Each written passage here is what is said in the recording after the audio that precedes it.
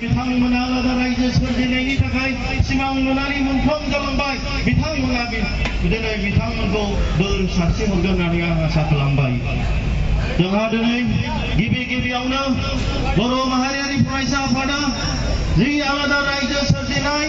जि बर'फोरखौ बे गोहोम बिखायाव जों थांनानै थानो लुबैनायनि जि थांखि लानानै जों आवगायबोदों बे आवगायबोनायखौ लानानै जोङो मोगथां महर होनो थाखाय गिबियावनो जोङो दिनै जाय बिथांमोनहा बर' जाथिनि रैखाथिनि थाखाय आलादा रायजो सोरजिनायनि थाखाय जाय बिथांमोना गावनि जिउखौ बाउसोमनानै मुंख्लं जालांबाय बिथांमोनखौ गिबियैनो जोङो खर' गंलायै जों खुलुमहरो आरो बिथांमोननि जों आशीर्बाद लाहरो। दिनैहाय गोबां जोंनि बर' लाइमोनफ्रा गोबां जोंनि बर' आइजोफ्रा जोंनि बिमानि मोदायखौ हुगारनानै जोंनि बर' हारिखौ रैखाथि खालामनो दिनै जोंनि इयुनखौ गोजोन मोनसे थासारि होलांनो थाखाय बिथांमोना जाय गावसिनि जिउखौ बाउसोमलांबाय जाय बिथांमोना गावसोर